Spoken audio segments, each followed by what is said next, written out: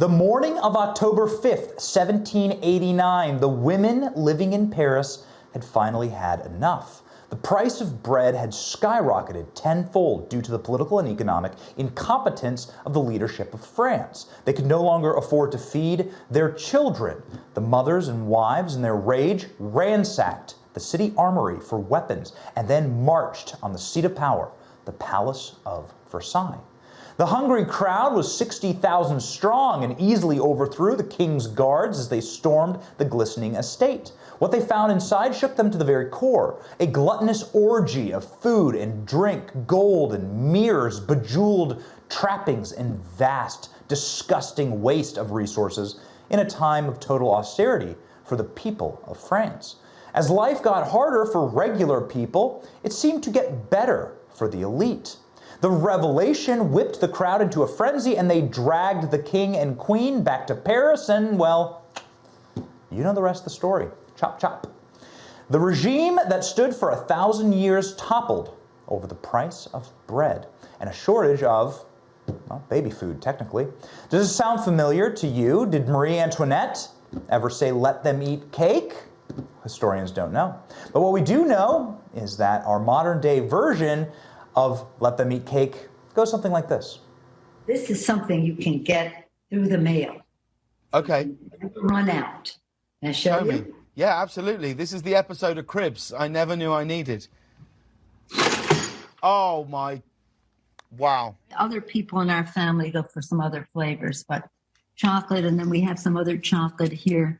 If you're looking for the cripplingly cringeworthy, out-of-touch elitist, Nancy Pelosi Antoinette is directly out of central casting. She's perfect. She's bragging about her $12 gourmet ice cream and her $60,000 fridge at the height of the COVID lockdown that she voted for that destroyed the American economy. And all the while telling you to literally shut up and eat dessert. Yeah. Well, perhaps her husband Paul Pelosi should have eaten something before getting behind the wheel of a Porsche this weekend, running a stop sign and causing an accident. The 82-year-old Paul was arrested and booked in the Napa County Detention Center for a few hours. He's back on the road again, though, ladies and gentlemen. He's free. Beware if you're a mother living in Napa Valley. And ladies and gentlemen, I gotta say, we on this show are prone to forgiveness. We're Christians. Paul Pelosi is probably drunk for a reason. And the reason is that he has to come home every single night to this. The impact that it is having on food for the world. So when you're home thinking, what is this all about? Just think about when I was hungry, you fed me, in the Gospel of Matthew. It also is so pleased that Mr. Meeks, the chairman of the Foreign Affairs Committee, was with us because we talked about sanctions. Wasn't Nancy Pelosi quoting scripture there? She's supposed to spontaneously combust, right? There's supposed to be a lightning bolt. I missed that. Maybe next time. That was Pelosi describing clothing and feeding Ukrainians by robbing our nation of $40 billion. Meanwhile, her district that she's represented for nearly 50 years looks like a third world country. Look at this. I mean, we filmed this with our cell phone. The rot and the dehumanization, squalor just floods onto the street. It's disgusting. There's fecal matter, needles. You would never allow your child to walk the streets of San Francisco, one of America's most beautiful cities, a crown jewel truly of beauty in America, just turned into a hellscape by Pelosi and her lot. But of course, Pelosi doesn't live there. After a career of public service, Nancy Antoinette's net worth has ballooned to over $100 million. Must be nice to be able to invest in companies that you also happen to regulate. Nancy Antoinette owns multiple multi-million-dollar estates, including the $5 million vineyard that her drunk husband was driving to before he put the life of a peasant commoner in danger. You have to ask yourself, how long are commoners, like you and me, going to put up with this?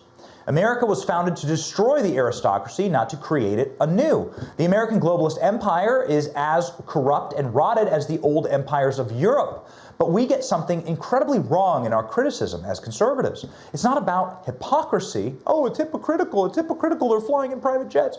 No, it's about hierarchy. They think they are better than you, and they live like it, they act like it. The more privileged they are, the more privileged they act. Just ask them, hey, John Kerry, did you fly private to accept a climate change award? And John Kerry will answer, and this is a real quote, it's the only choice for somebody like me who's traveling the world to win the battle. Great, okay. Ask Obama, why do you own multiple waterfront mansions? Also, why did you throw yourself a massive, maskless rager at your waterfront mansion during the height of COVID lockdown insanity? Don't you support the federal government? I certainly support you. Why does Joe Biden get to be protected by guns his entire career, weapons of war, then demand that law-abiding Americans give up their guns? We know certain ones will have significant impact and have no negative impact on the Second Amendment. Second Amendment's not absolute. When it was passed, you couldn't own a cannon. You couldn't own certain kinds of weapons. It's just always been limitations. But guess what? These actions we've taken before, they saved lives. Couple things here, Joey. Number one, you could absolutely own a cannon. You're gonna have to point to the law that says you can't own a cannon. In fact, most founding fathers owned cannons. You ever been to Mount Vernon? There's a couple cannons there. Pretty badass. George Washington sitting there drinking whiskey, shooting cannons off from his front porch. That is the life. Secondly, the Second Amendment wasn't a warning to the people, it was a warning to the government. It's a warning against government infringement and protection of the people. But the modern aristocracy, they are the ones who want to be protected, and screw you. The rules don't apply.